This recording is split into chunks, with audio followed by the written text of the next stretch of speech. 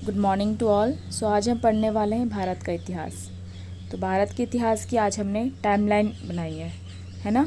और टाइमलाइन के साथ साथ छोटी छोटी सी स्टोरीज़ या उसके फैक्ट को डिस्कस किया है, जिससे आपका इतिहास का रिवीजन ईजिली हो जाए। ठीक है, तो स्टार्ट करते हैं हड़प्पा सभ्यता से। तो हड़प्पा सभ्यता की स्टार्टिंग क्या है?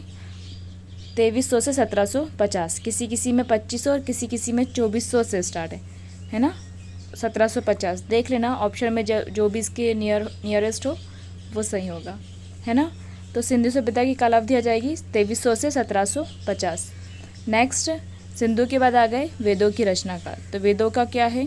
1500 ईसा पूर्व से 200 ईसा पूर्व। 1500 ईसा पूर्व से 200 ईसा पूर्व वेदों की रचना। वेदों की रचना किसने करी? कृष्ण देव पियाय ने, वेद व्यास। ठीक है। और अपने को पता है कि वेद कितने हैं? 4 हैं। कौन कौन से? ऋग्वेद, सामवेद, यजुर्वेद, अथर्ववेद। ठीक है। सबसे पुराना क्या है? ऋग्वेद। सबसे नया क्या है? अथर्ववेद, है ना। इसमें देखो ये लिखा हुआ है मैंने, होत्र, अधर्व्यू, उद्रात। आपको याद आ गया होगा। ठीक है। तो ऋग्वेद में पढ़ने वाले को होत्र बोलते हैं, सामवेद में अधर्व्यू और यजुर्वेद में उद्रात। ठीक है। तो इसी सीक्वेंस में याद कर लो तो आप भूलोगे नहीं। होत्र, अधर्व्यू, उद्रात। ठीक। नेक्स्ट है महावीर स्वामी का जीवन काल। ये देखो, तो इसमें देखो महावीर स्वामी का जन्म हुआ 540 ईसा पूर्व, कुंडग्राम, वैशाली। उनके पिताजी का नाम सिद्धार्थ, जो कि ज्ञात्रक क्षत्रिय कुल के थे। ठीक है। माताजी का नाम त्रिशला, लिच्छवी शासक चेतक की बहन। पत्नी का नाम यशोदा। ग्रह त्याग दिया 30 की उम्र में। कैवल्य की प्राप्ति हुई 42 वर्ष की उम्र में। कौन सी नदी? ऋजुपालिका नदी के किनारे। निर्वाण 72 वर्ष की उम्र में। 468 ईसा पूर्व, पावापुरी। ठीक है। तो कुंडल ग्राम में उनका जन्म हुआ, पावा में उनका निर्वाण हुआ। ठीक है। अन्य नाम इनके क्या है? जिन, निर्ग्रंथ, अरहत, कैवलिन। प्रतीक चिन्ह है सिंह। प्रथम उपदेश राजगृह। ठीक है। अब हम पढ़ेंगे महात्मा बौद्ध जी के बारे में। इनका लगभग सेम ही रहा था। ठीक है। इन्होंने जैन धर्म का किया, उन्होंने बौद्ध धर्म का किया। ठीक है। देखो ये है गौतम बुद्ध। तो इनका जन्म हुआ 563 ईसा पूर्व, लुम्बिनी, कपिलवस्तु। पिता का नाम शुद्धोदन, माता का नाम महामाया, पत्नी का नाम यशोधरा। उनका यशोदा था, इनका यशोधरा। ठीक है। ग्रह त्याग दिया 29 वर्ष की अवस्था में, उन्होंने 30 वर्ष की अवस्था में। इनके ग्रह त्याग का आता है, उसको क्या बोलते हैं? महाभिनिष्क्रमण। ठीक है। ज्ञान की प्राप्ति जैन में बोलते हैं कैवल्य। ठीक है। ज्ञान की प्राप्ति इन्हें 35 वर्ष की उम्र में निरंजना नदी के किनारे बोध गया पे हुई। निरंजना नदी। ठीक है। और वह ऋजुपालिका नदी। ठीक है। इनका महापरिनिर्वाण मतलब इनका मृत्यु कब हुई? 80 की उम्र में, 483, कुशीनगर। प्रथम उपदेश दिया ऋषिपत्तन सारनाथ, जिसको बोला धर्मचक्र प्रवर्तन। इनके पहले उपदेश को बोला ऐसा धर्मचक्र प्रवर्तन। ठीक है। इनके अनुयायी शासक बिंबिसार, प्रसेनजित, अजातशत्रु। ठीक है। अनाथपिंडक, ये सब इनके अनुयायी शासक हुए। देखो यहाँ पे हम थोड़ा सा बौद्ध संगीति को डिस्कस कर लेते हैं। तो महात्मा बौद्ध जी की मृत्यु कब हुई? महापरिनिर्वाण कब हुआ? 483। तो पहली जो संगीति हुई थी, बौद्ध संगीति, वो हुई थी 483। ठीक है। तो 483, 383, 255 और 1। क्या? 483, 383, 255, 1। ठीक है।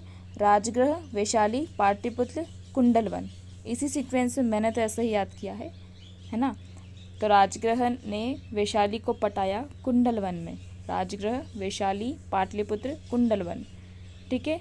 और किस राजा के संरक्षण में हुआ? तो पहला अजातशत्रु, कालाशोक, अशोक, कनिष्क। अजातशत्रु, कालाशोक, अशोक, कनिष्क। ठीक है। अब अध्यक्षता किसने करी? तो पहले के थे महाकश्यप, सबाकामी, मोगलीपुतिस्य और वसुमित्र। ठीक। महाकश्यप, सबाकामी, मोगलीपुतिस्य और वसुमित्र, है ना। अच्छा, एक और चीज़ आती है कि भाई इन्होंने 3 पिटक लिखे थे, त्रिपिटक जिन्हें बोलते हैं। वो क्या है? सुत्त पिटक, विनय पिटक, अभिधम्म पिटक, है ना। तो सुत्त पिटक में क्या है? धार्मिक सिद्धांत या उपदेश। सुत्त पिटक, ऊ आ रहा है तो उपदेश। ठीक है। विनय पिटक, नय से नियम। ठीक है। तो विनय पिटक में नियम है। और अभिधम्म में जो सुत्त पिटक में धार्मिक सिद्धांत दिए हैं उनका सारांश दिया है, मतलब वार्तालाप के हिसाब से प्रश्नोत्तरी दी हुई है कि क्या हम ऐसा कर सकते हैं, तो उस सिद्धांत के हिसाब से उसमें आंसर दिए हुए हैं अभिधम्म पिटक। ठीक है। बौद्ध जो भिक्षु होते हैं वो एक संगीत गाते हैं या गीत गाते हैं, उसे बोलते हैं थेर गाथा। क्या बोलते हैं? थेर गाथा। क्लियर। अच्छा, अब संगीतियाँ हुई थी, तो पहली संगीति में इनका बना था विनय सुत्त पिटक, विनय पिटक और सुत्त पिटक पहली संगीति में बना। ठीक है। दूसरी संगीति जब हुई थी तब उसमें विवाद उत्पन्न हुए थे, किनके बीच? भिक्षुओं के मध्य, जो बौद्ध धर्म के थे उनके आपस में विवाद उत्पन्न हुए। तीसरी संगीति में अभिधम्म पिटक की स्थापना हुई। ठीक है। और चौथी पिटक जो थी उसमें जो विवाद था उसको सॉल्व किया गया और फाइनली बौद्ध धर्म जो था वो 2 शाखाओं में विभाजित हो गया, महायान और हीनयान, है ना। अच्छा, ये कनिष्क के टाइम हुई थी, तो कनिष्क किस शाखा का था? महायान। क्लियर। तो इतना समझ आया। ठीक है। तो अपन ने महात्मा स्वामी का जीवन काल देख लिया, महात्मा बुद्ध का जीवन काल देख लिया और इनकी संगीतियाँ देख ली। 483, 383, 255 और 1, है ना। अच्छा, अपन ने वसुमित्र का नाम पढ़ा, तो वसुमित्र काहे में थे? कनिष्क के संरक्षण में थे। वसुमित्र अश्वघोष। तो वसुमित्र ने लिखा है महाविभाष, जिसमें बुद्ध के जीवन की समस्त घटनाएं लिखी हुई है, महाविभाष। ठीक। नेक्स्ट अपन आते हैं बिंबिसार द्वारा मगध साम्राज्य की स्थापना। ठीक है। हालांकि इससे पूर्व भी वंश थे किंतु साम्राज्य नहीं था एक अच्छा। ठीक है। तो बिंबिसार जो थे उन्होंने पहला साम्राज्य की स्थापना करी, मगध। ठीक। इन्हें बोलते थे श्रेणिक, श्रेणिक इनका उपनाम है। ठीक है। इन्होंने अपनी राजधानी रखी राजगृह। क्या रखी? राजगृह। ठीक। अब बिंबिसार ने लगभग 52 वर्ष शासन किया। उसके बाद अजातशत्रु जो उनका पुत्र था उसने बिंबिसार की हत्या कर दी। ठीक है। चूँकि यह भारतवर्ष में पहला ऐसा पुत्र था जिसने सिंहासन के लिए अपने पिता की हत्या करी, इसलिए इसे संज्ञा दी पितृहंता की। ठीक है। अच्छा, एक और चीज़ ध्यान रखना कि बिंबिसार ने अपना मगध साम्राज्य का विस्तार मिली विवाह के उससे किया था। अपनी पुत्री का विवाह दूसरे राजा के पुत्र से करवा दिया या खुद ने विवाह कर लिया दूसरे राजा की पुत्री से, तो इस प्रकार उसका मगध साम्राज्य सुरक्षित रहा। ठीक है। अजातशत्रु जो था उसने विवाह की पद्धति न अपनाकर युद्ध की पद्धति को अपनाया और उसका मेन जो सेनापति था प्रमुख वो था वर्षकार या उसको बोलते हैं वत्सकार। ठीक है। जिसने अजातशत्रु की हेल्प करी थी। ठीक। अब अजातशत्रु के टाइम हुई थी पहली बौद्ध संगति राजगृह में, है ना। तो बौद्ध संगतियाँ तो आपको याद होना चाहिए 483। ठीक। अब देखो हर्यक वंश का अंतिम राजा कौन हुआ? उदयन। उदयन कौन था? जिसने पाटलिपुत्र या पाटलीग्राम की स्थापना करी थी। ठीक है। तो उदयन का पुत्र था नागदशक और नागदशक जो था उसको किसने निपटाया? शिशुनाग ने, और शिशुनाग वंश की स्थापना कर दी। क्लियर। शिशुनाग मगध के सिंहासन पर आसीन हो गया। अब द्वितीय बौद्ध संगति हुई कालाशोक के टाइम। ठीक है। कालाशोक कौन है? शिशुनाग का उत्तराधिकारी है। ठीक है। इसने पुनः क्या किया? पाटलिपुत्र ले गया राजधानी को। फिर शिशुनाग वंश का अंतिम राजा कौन हुआ? नंदीवर्मन। कौन हुआ? नंदीवर्मन। ठीक है। और नंदीवर्मन को किससे निपटाया? महापद्मनन ने। किससे निपटाया? महापद्मनन ने। ठीक है। और नंद वंश की स्थापना कर दी। ठीक। अब देखो ये अपना चल रहा है 364 की बात। ठीक है। अब भाई वहाँ तो बातें चल रही है अपनी मगध की, पर बाहर भी तो कुछ चल रहा था। तो उस टाइम क्या हुआ? सिकंदर महान का भारत पर आक्रमण 327 से 325। ठीक है। और भारत पर आक्रमण किया 326 में। ये पूरा कार्यकाल है सिकंदर का। सिकंदर ने जब आक्रमण किया तो इनका युद्ध हुआ पंजाब के राजा पोरस से 326 में। इसको बोलते हैं वितस्ता का युद्ध या झेलम का युद्ध या हाइडेस्पीस का युद्ध। ठीक है। तो ये ध्यान रखना। अच्छा, सिकंदर जो था उसके साथ 2 सेनापति आए थे। एक का नाम था निर्याकस जो कि जल सेनापति था और एक का नाम था सेल्यूकस। ठीक है। जो कि नॉर्मल सेनापति था, जल वल का नहीं था। ठीक। तो निर्याकस था अपना जल सेनापति। अब देखो भाई यहाँ पे सिकंदर का अपना चल रहा है, सिकंदर की मृत्यु हो गई जाती जाती, है ना। अब नेक्स्ट अपना मौर्य वंश आ गया। मौर्य वंश ने क्या किया, जो धनानंद था, ठीक है, जो धनानंद था किसका, किस वंश का था धनानंद, नंद वंश का। तो नंद वंश का अंतिम शासक धनानंद, इसने इंसल्ट करी थी किसकी, चाणक्य की, ठीक है। तो सब कुछ झेल सकते हैं लेकिन आत्मसम्मान पर उंगली नहीं उठना चाहिए, ठीक है। तो चाणक्य ने जब उसके आत्मसम्मान का इसने इंसल्ट किया था धनानंद ने, तो चाणक्य ने ठान ली थी और चाणक्य ने ट्रेन किया किसको, चंद्रगुप्त मौर्य को। और चाणक्य की हेल्प से चंद्रगुप्त मौर्य ने निपटाया धनानंद को, ठीक। अब धनानंद का एंड हुआ और कौन आया, चंद्रगुप्त मौर्य। मौर्य वंश की शासन की स्थापना चंद्रगुप्त मौर्य शासक बने। कब करी भाई, 322, ध्यान रखना 322 इनका आता है, मौर्य वंश की स्थापना 322, ठीक है। अच्छा, चंद्रगुप्त मौर्य जब शासक बने तब यूनानी शासक सेल्यूकस कौन है, सिकंदर का सेनापति है, ठीक है। तो सिकंदर का सेनापति और चंद्रगुप्त मौर्य का युद्ध हुआ, कब हुआ, 305 में हुआ। कौन जीता, चंद्रगुप्त मौर्य जीता। और चंद्रगुप्त मौर्य ने फिर सेल्यूकस की बेटी से अपना मतलब विवाह कर लिया, ठीक है। और गिफ्ट में कुछ और भी दिया था सेल्यूकस को, ठीक। चंद्रगुप्त मौर्य के टाइम पे मेगास्थनीज आया था, है ना। मेगास्थनीज ने बुक लिखी इंडिका, जिसमें मौर्य शासन के बारे में लिखा हुआ है, ठीक है। चंद्रगुप्त मौर्य जो था उसने जैन धर्म को अपनाया था, ठीक है। और जैन धर्म के अनुसार ही इसने श्रवणबेलगोला में अपने प्राण त्याग दिए थे, कर्नाटका, ठीक है। और श्रवणबेलगोला में ही बाहुबली की मूर्ति है, क्लियर। अब यूनानी शासक सेल्यूकस और चंद्रगुप्त मौर्य का हो गया, चंद्रगुप्त की मृत्यु हो गई। अब आते हैं चंद्रगुप्त मौर्य का बेटा बिंदुसार, ठीक। तो बिंदुसार जो था, इन्होंने आजीवक संप्रदाय को अपनाया था। किस संप्रदाय को, आजीवक संप्रदाय के किसको बनाया है, मतलब आजीवक संप्रदाय के प्रवर्तक कौन है, मक्खनी घोषाल, ठीक है। अच्छा, ये ध्यान रखना, बिंदु एक बिंदु है, उसके टाइम पे आया एंटी मतलब अंत बोल सकते ना, अंत, और डाई मतलब मरना। तो एंटियोकस का राजदूत डाईमेकस बिंदुसार के दरम्यान में आया, बिंदु, एंटी और डाई, ठीक है। नेक्स्ट देखो, बिंदुसार का पुत्र हुआ अशोक, ठीक है। अच्छा, बिंदुसार के दो बेटे थे, एक का नाम था सुशीम, एक का नाम था अशोक, ठीक है। तो अशोक कहाँ क्या था, कलिंग अपने कहाँ पे बैठा था ये, अवंती का राज्यपाल था उस टाइम अशोक, ठीक है, ठीक है। तो राजा कौन बना, अशोक। तो अशोक ने सबसे पहले क्या किया, 4 वर्ष तक तो लड़ा वो, देखो 273 में मृत्यु हुई किसकी, बिंदुसार की, ठीक है। उसके जो भाई थे वो भी आपस में लड़ रहे थे कि हम राजगद्दी पे बैठेंगे।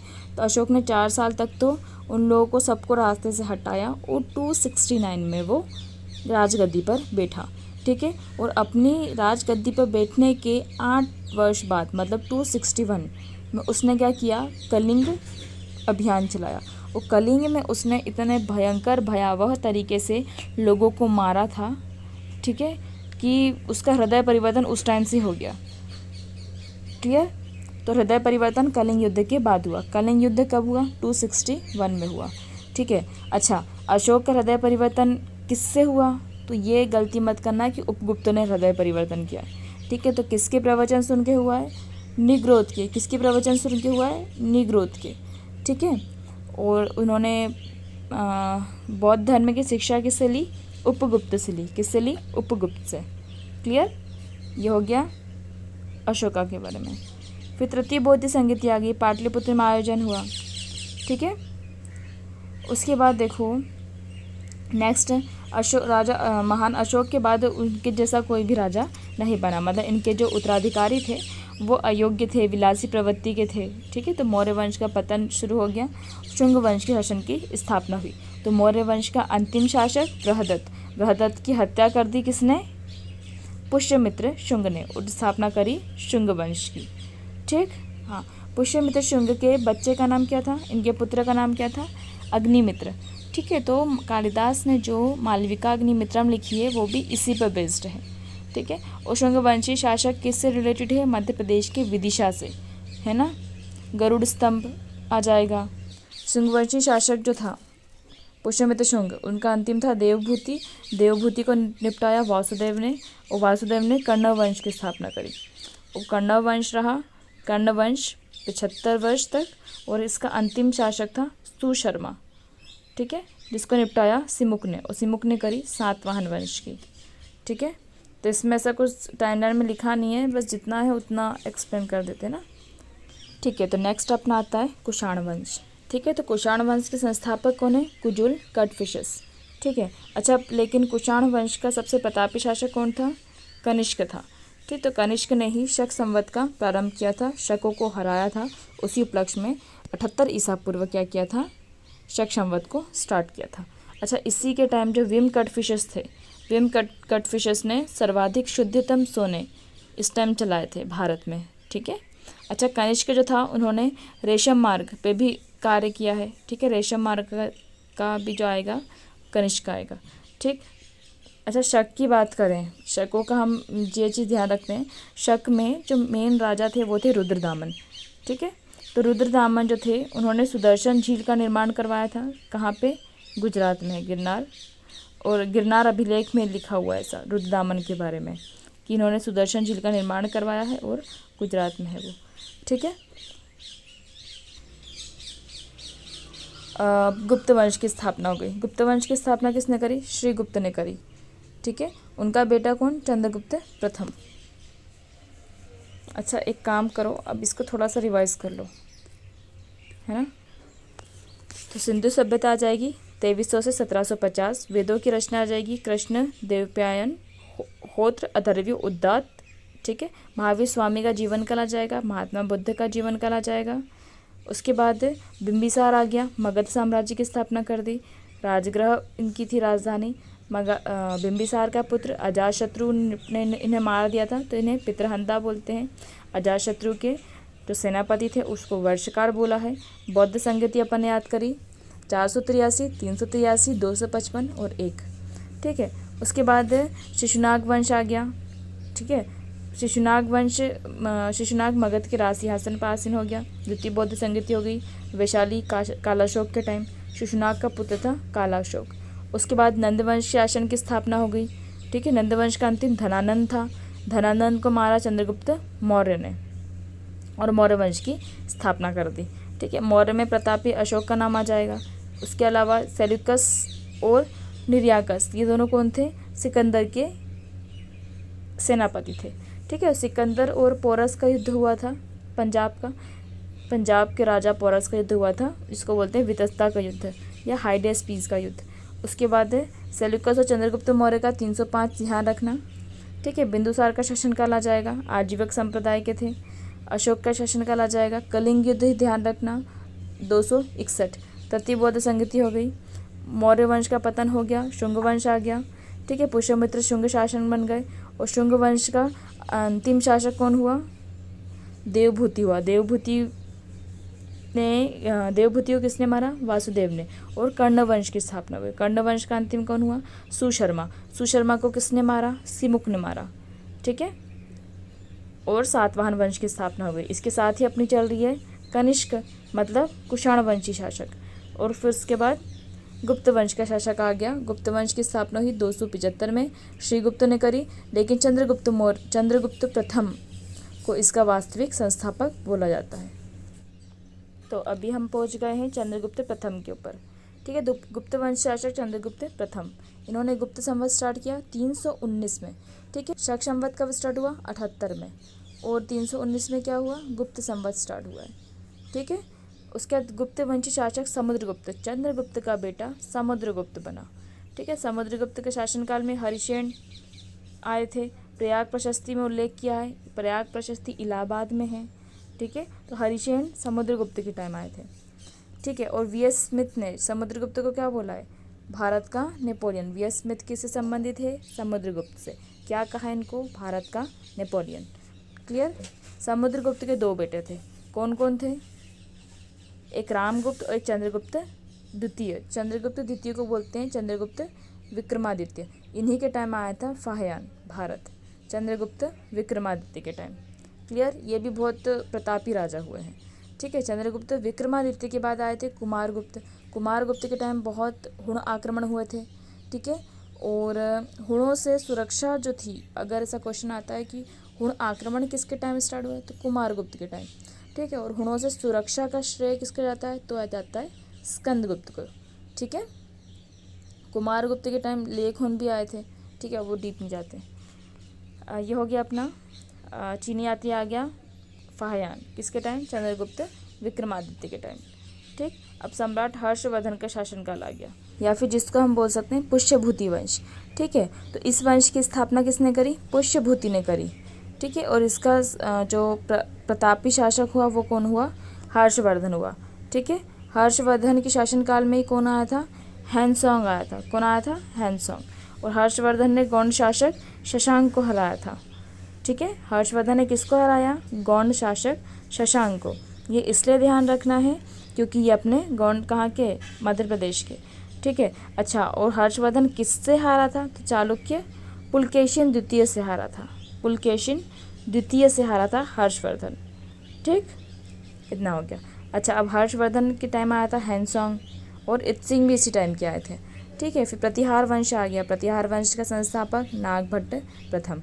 अच्छा, ये हिस्ट्री में इतनी मज़ा नहीं आएगी क्योंकि ये थोड़ा सीक्वेंस में चल नहीं रहा है। मज़ा कब आएगी अपने को, दिल्ली सल्तनत के टाइम, ठीक है, जब गुलाम वंश आया। मतलब वो लाइन से चल रहे हैं जरा, तो थोड़ा समझ आता है, ठीक है। तो इसमें तो बस आप फैक्ट याद रख लीजिए कि भाई हर्षवर्धन के टाइम हैनसोंग आया और उसने गौंड शासक शशांक को हराया था। ये क्वेश्चन शायद आ चुका है, ठीक है। और उसके बाद प्रतिहार वंश आ गया, ठीक है। प्रतिहार वंश की स्थापना नागभट्ट प्रथम ने करी। फिर नागभट्ट द्वितीय आ गया। अब प्रतिहार वंशीय शासक मिहिर भोज था फेमस, इनका आता नाम, ठीक है। तो मिहिर भोज प्रतिहार वंशी शासक।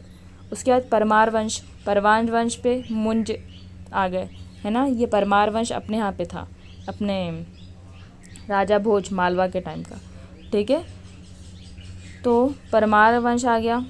मुंजे होगा इसके शासक। इसकी एक वीडियो अलग से बनाई है मैंने मध्य प्रदेश हिस्ट्री की, तो उसमें डिटेल में देख लेना। राजा भोज जो थे परमार वंशी शासक, ये फेमस थे मध्य प्रदेश में, ठीक है। उसके बाद तोमर वंश आया, चहमान वंश आया। यहाँ से स्टार्ट होगी भाई अपनी स्टोरी, जो आपको सुनने में इंटरेस्टिंग लगेगा। देखो, अब भाई महमूद गजनवी आया भारत पर आक्रमण। ये बाहर के लोग आ रहे हैं अब धीरे धीरे, ठीक है। तो अच्छा, बाहर का ये पहला था क्या, गलत। इसके पहले आए थे अरब लोग, ठीक। अरब आए थे, उसके बाद गजनवी आए, उसके बाद गौरी आए। अरब, गजनवी और गौरी, ठीक है। तो अभी अपन गजनवी पे है। अरब के आक्रमण जो थे वो सफल नहीं हुए थे। 712 का एक सफल हुआ था मीर कासिम का, ठीक है। और मीर कासिम की भी जल्द ही मृत्यु हो गई थी, तो वो वहीं पे एंड हो गया, ठीक है। तो वो कहाँ का था, अरब का था, ठीक है। गजनवी और गोरी, अब ये दो बचे हैं। तो आया भैया महमूद गजनवी, ठीक है।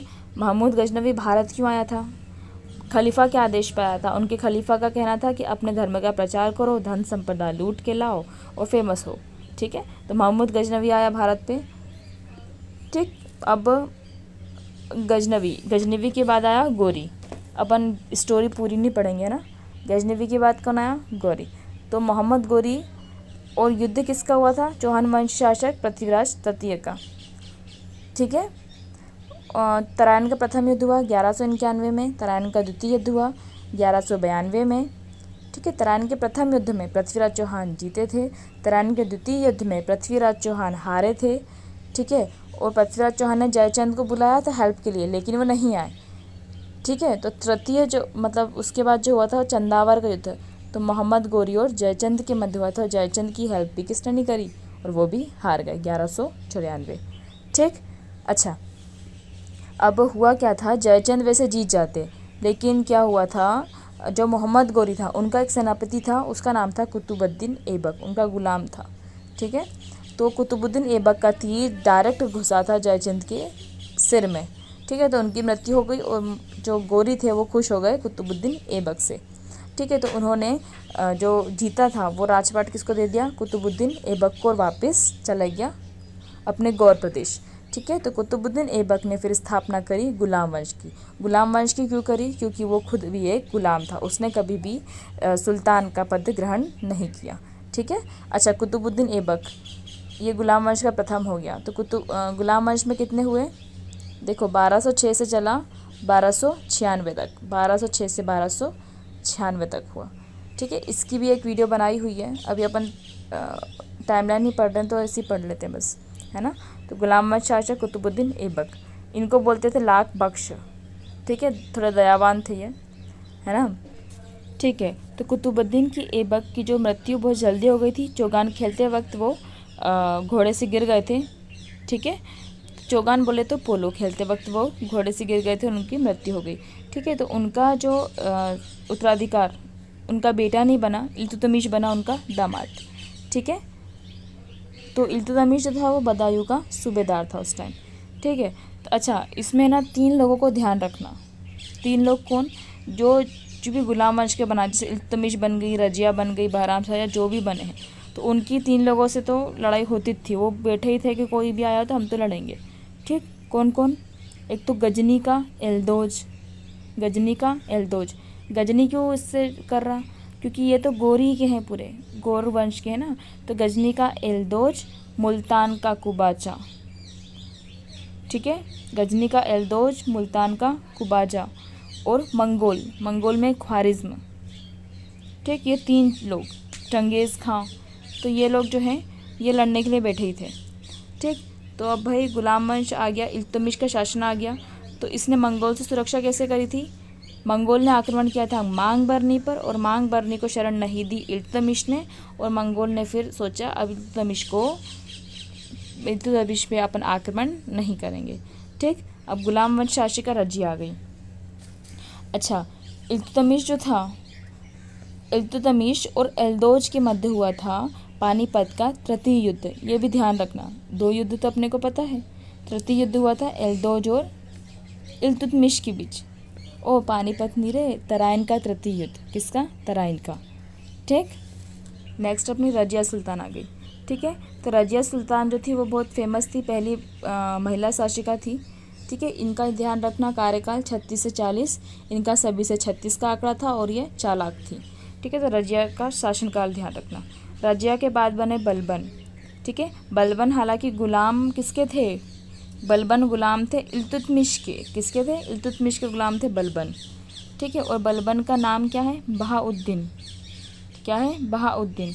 ठीक है, और बलबन से ध्यान रखना, बलबन से मतलब क्लिक हो जाना चाहिए कि बलबन बहुत अजीब प्रकार का व्यक्ति था।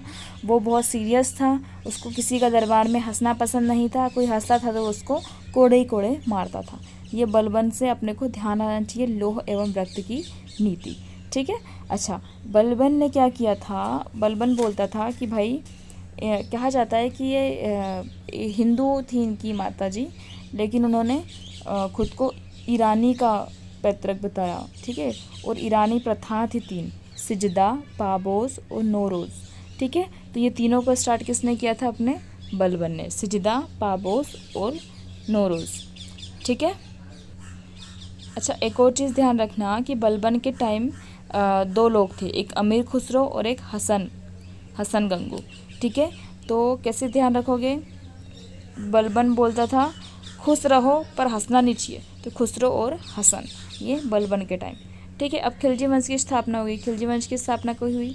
1290 में। कब हुई? 1290 में। ठीक है, खिलजी वंश की स्थापना हो गई। किसने करी? जलालुद्दीन ने करी। ठीक है, इसमें जलालुद्दीन जो था, इसके टाइम पे सबसे ज़्यादा मंगोल आक्रमण हुए। सॉरी, अलाउद्दीन खिलजी के टाइम हुए थे मंगोल।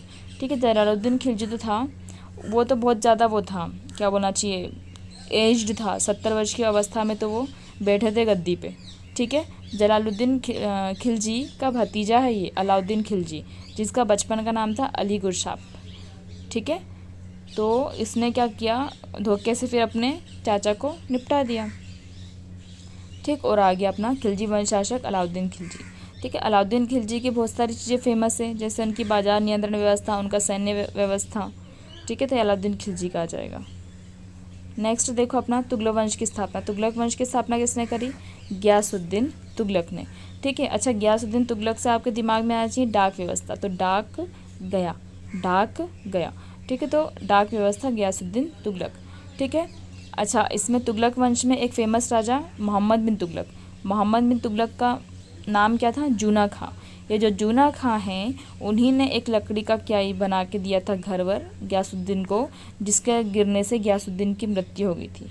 ठीक है, तो ये जूना खां ही थे और वही जूना खां जो है वो कौन है? मोहम्मद बिन तुगलक। ठीक है, तो मोहम्मद बिन तुगलक को सन की राजा बोला जाता है।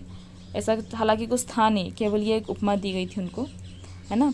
इब्ने बतूता इनके टाइम में आया था। इब्ने बतूता बगल में जूता, ध्यान रखना, मोहम्मद बिन तुगलक के टाइम में आया था। ठीक, मोहम्मद बिन तुगलक ने योजनाएं अच्छी बनाई थी लेकिन वो चली नहीं, मतलब सब उल्टा ही हो गया बोल सकते हैं, बहुत ज़्यादा इनका लक बैड लक चल रहा था। ठीक है, तो वो उनकी मृत्यु हो गई। फिर आ गए अपने कौन? फ़िरोज़ शाह तुगलक। तो फ़िरोज़ शाह तुगलक जो थे इन्होंने बहुत उस टाइप की नीतियाँ चलाई, सबको संतुष्ट करने वाली, संतुष्टिकरण की नीति चली फ़िरोज़ शाह तुगलक की। ठीक है, फ़िरोज़ शाह तुगलक ने ही 4 क्या बोलते हैं इनको, खराज, खुज्म, जजिया और ज़कात चलाए थे। ठीक है, क्या बोलते हैं यार, भूल गई मैं एकदम से, छोड़ो। खराज, खुज्म, खुम्स, जजिया और ज़कात। ज़कात देख लो अपने जात वाले का, मुसलमान, और जजिया ब्राह्मणों पे लगता है। ठीक है, जजिया अधिकतर क्वेश्चन पूछते हैं। तो किसने स्टार्ट किया? फ़िरोज़ शाह तुगलक ने। ठीक है, उसके बाद देखो, उसके बाद तैमूर का आक्रमण हुआ। तैमूर के आक्रमण के टाइम कौन था? नासिरुद्दीन महमूद था। ध्यान रखना, तैमूर के टाइम कौन था? नासिरुद्दीन महमूद। क्लियर? 1398 में करा था इसने आक्रमण। ठीक है, अच्छा, तैमूर लंग का सेनापति था खिज़्र खां, और खिज़्र खां ने फिर बाद में करी सैयद वंश की स्थापना। ठीक है, अब सैयद वंश की स्थापना हो गई, खिज़्र खां ने करी, इतना ही ठीक है। उसके बाद लोधी वंश। ठीक है, लोधी वंश की स्थापना करी बहलोल लोधी ने। किसने करी? बहलोल लोधी ने। ठीक है, इसमें 3 ही राजा थे, बहलोल लोधी, सिकंदर लोधी और इब्राहिम लोधी। ठीक है, तो बहलोल लोधी मतलब ये जो लोधी वंश था वो पहला अफगान वंश था भारत में। ठीक है, लोधी वंश शासक सिकंदर लोधी का शासनकाल, इनके शासनकाल नहीं आते वैसे, है ना, ये इनके बारे में ही आता है। तो सिकंदर लोधी जो थे उन्हें लिखने का बड़ा शौक था, कविताएं लिखने का, तो वो खुद के नाम ना लिखते, गुलरुखी नाम से अपनी कहानी कविताएं लिखते थे। ठीक है, और सिकंदर लोधी ने ही क्या है? आगरा बसाया। कहाँ गया? पानीपत का प्रथम युद्ध बाबर और इब्राहिम लोधी के मध्य, अब ये आता है। तो कब हुआ था? 1526 में हुआ था। अच्छा, 1526 से पहले इब्राहिम लोधी का हो चुका था राणा सांगा से, और इब्राहिम लोधी हार गया था। ठीक है, राणा सांगा जीते थे, घटोली का युद्ध बोलते हैं। ठीक, अच्छा, अब हम बाबर से लेकर क्या नाम से अपना, अच्छा, अब हम बाबर से लेकर स्वतंत्रता तक नेक्स्ट वीडियो में पढ़ेंगे, क्योंकि थोड़ा ज़्यादा हो रहा है। ठीक है, थोड़ा सा रिवाइज कर लेते हैं। चंद्रगुप्त प्रथम आ गए थे। ठीक है, गुप्त वंश में 2 राजा बहुत फेमस हुए, चंद्रगुप्त द्वितीय और एक समुद्रगुप्त। समुद्रगुप्त जो थे वो हरिशन प्रयाग प्रशस्ति, और समुद्रगुप्त को वी एस स्मिथ ने बोला नेपोलियन। ठीक है, चंद्रगुप्त विक्रमादित्य या चंद्रगुप्त द्वितीय के टाइम आया था चीनी यात्री फाहयान। ठीक है, हर्षवर्धन के टाइम आया था हैंसोंग। ठीक है, हर्षवर्धन की स्थापना करी पुष्यभूति ने। किसने करी? पुष्यभूति ने। उसके बाद नेक्स्ट अपन कर लो, ये प्रतिहार वंश का शासक, मतलब प्रतिहार वंश की स्थापना नागभट्ट प्रथम ने करी। मिहिर भोज प्रतिहार वंशी शासक। ठीक है, परवार वंश, मुंज, ये तो छोड़ दो। उसके बाद महमूद गजनवी का भारत में आक्रमण हो गया। तराइन का युद्ध ध्यान रखना 1191, 1192, चंदावा का युद्ध 1194। ठीक है, गुलाम वंश आ गया 1206 से 1296 तक का। ठीक है, कुतुबुद्दीन ऐबक जिसको लाख बख्श बोलते हैं। ठीक है, इल्तुतमिश बदायूं का सूबेदार था। रजिया सुल्तान का शासनकाल 36 से 40, सबसे 36 का आंकड़ा, और चालाक थी महिला। ठीक है, बलबन लोह एवं रक्त की नीति। ठीक है, सिजदा पाबोस और नोरोज बलबन। ठीक है, खिलजी वंश की स्थापना जलालुद्दीन खिलजी ने कर ली। ठीक है, अलाउद्दीन खिलजी का बचपन का नाम अली गुरसाप। तुगलक वंश की स्थापना हो गई, गयासुद्दीन तुगलक ने करी, डाक व्यवस्था को स्टार्ट किया। ठीक है, उसके बाद मोहम्मद बिन तुगलक को सन की राजा बोलते हैं। मोहम्मद बिन तुगलक का बचपन का नाम जूना खां था, और मोहम्मद बिन तुगलक के टाइम आया था इब्न बतूता। इब्न बतूता की रहला ध्यान रखना, बुक का नाम। ठीक है, उसके बाद फ़िरोज़ शाह तुगलक, इसने संतुष्टिकरण की नीति चलाई। खराज, खुज्म, जजिया और ज़कात कर जब ध्यान को लगाया। तो ज़कात मतलब जात वाला मुसलमान पर, और जजिया ब्राह्मण वाला। ठीक है। तैमूर लंग का आक्रमण हुआ था नासिरुद्दीन महमूद के टाइम, किसके टाइम? नासिरुद्दीन महमूद के टाइम 1398 में। तैमूर लंग का सेनापति सैयद था, सॉरी खिजर खां था। खिजर खां ने सैयद वंश की स्थापना करी। उसके बाद लोदी वंश की स्थापना हुई, बहलोल लोदी ने करी, पहला अफगान थे। बहलोल लोदी के बाद सिकंदर लोदी, ठीक है, और सिकंदर लोदी के बाद इब्राहिम लोदी, ठीक है। इब्राहिम लोदी और राणा सांगा के मध्य हुआ था घटोली का युद्ध, और फिर इब्राहिम लोदी और बाबर के मध्य हुआ था पानीपत का प्रथम युद्ध 1526 में, ठीक है। 1526, 27, 28 ये सब युद्ध चला करें, ठीक है। तो अब हम उसको नेक्स्ट वीडियो में देख लेंगे।